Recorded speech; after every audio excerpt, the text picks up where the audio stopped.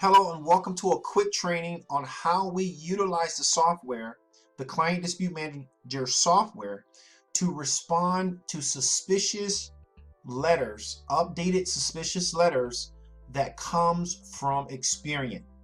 Now we all know that these letters are what we call stall tactics. And Experian is sending these letters out like crazy, even if your customer is sending the letter. Because there's no way Experian can tell that the letter is coming from a credit repair company. How could they tell this? How could they really tell that it's coming from a credit repair company? Now they may think they know that it may be coming from a credit repair company, but they don't know that with 100% accuracy. So whenever we get a suspicious letter back from our customers, the first thing we do is we utilize the software to respond to Experian. Okay? But I'm going to show you the letter that we use to respond to Experian, and we get good results every single time we send this letter. So let me go over to Letter Vault, and let me go over here to Respond. And right here is all the different stall tactics that credit bureaus use, and we have a letter for each one. Now right here is the suspicious letter number 2. Let's go ahead and click that. Okay, now I'm going to read this letter for you here because you have every right as a credit repair company to send out correct disputes on behalf of your customer. That's why the customer signed a power of attorney. Okay?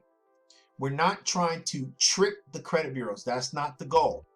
But we do want Experian to do their job, right? We're not trying to trick Experian, but we're telling Experian, look, this customer has inaccurate information, so we need you to fix it, right? Okay, so let me read this letter to you. I received your letter stating that you felt that the letter I sent was a suspicious request. How did you come to this conclusion? So basically what we're doing is we're asking Experian, how is it that you know that this is a suspicious request? And what does a suspicious request letter mean anyway? So right there, we're asking Experian, tell me, how did you come up with the conclusion that the letter that was sent to you is suspicious? Like, what grounds? Like, what are you using to come up with that, right? Then we continue. I only sent you a simple letter disputing the accuracy of the trade line in my credit file. I feel hurt that your company is handling my dispute in this manner. You also said that the letter was not for me. How do you know this? So basically, Experian is telling you that the letter was not sent from your client. How do they know that? They don't know that, okay? So how could they say that? So we're asking Experian, how do you know this? The reason why I am doing this video is because several of our clients have sent their own dispute letters out to Experian, and Experian responded with a suspicious letter update. So in return, we sent out this letter to Experian. Can you provide proof that it was not from me? So we're asking Experian, if you're saying that it's not coming from me, can you please provide me with some sort of proof that states that it's not coming from me? We also say, you also state that you have not taken any action on this request. Well, why haven't you not taken any action on the request? You don't even know whether it's coming from a credit repair company or me or not. So you see the games that Experian is playing. And the fact is that our clients really sent the letter out to them. It wasn't really sent from us. it was sent out by a client, and Experian still sent this suspicious letter back to the client. I went to the Federal Trade Commission website, and it stated that if I find an inaccurate item on my report, now we're talking about inaccurate items, we're not talking about disputing accurate items, that I have the right to dispute it. So why didn't you take any action? So again, we're telling Experian, look, the law says one thing, why are you not acting? Can you answer that? You also say that if I send another letter requesting a dispute on an incomplete item, I will not receive a response. So Experian pretty much just said, like, if you send this letter again, we're not going to respond. Now, is that not crazy? Okay. They don't know whether this letter is coming from a credit repair company or a client. All right. So they're pretty much putting all the letters in the same category. They put them all in the same category.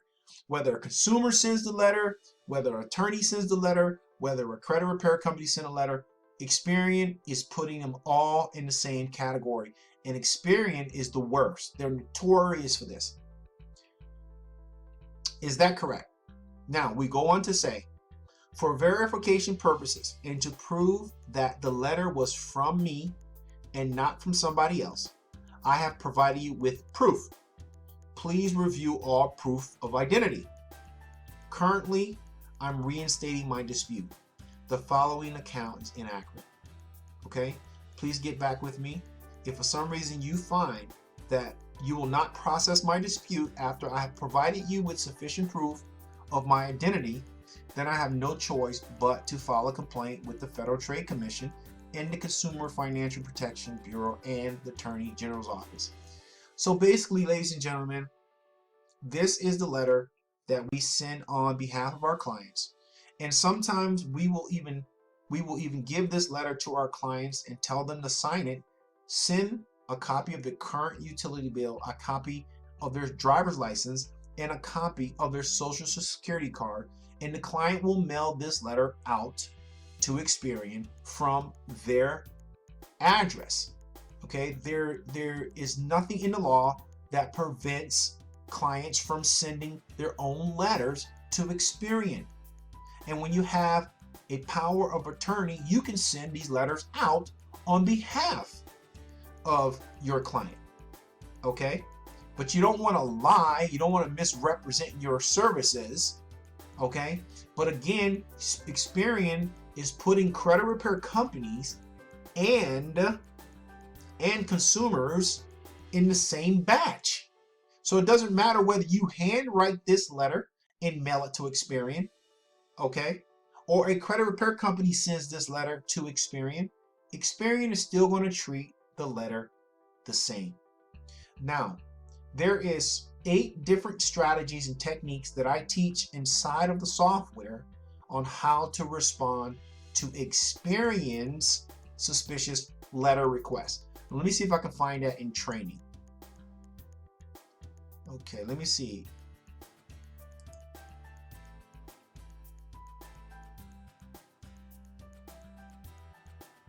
So we provided 8 different strategies that you can use to provide and respond to Experian when they send out these suspicious request letters. And not only that, in the credit repair mastery course that's going to start the first week of May, we're going to go over most of those strategies that you can use when responding to Experian suspicious letters. All right, I want to thank you for watching this quick training.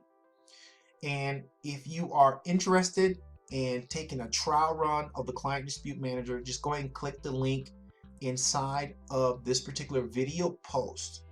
Okay, if you're already a trial member, okay, and you want to utilize our response letters against credit bureaus, you can always upgrade your membership to a paid member.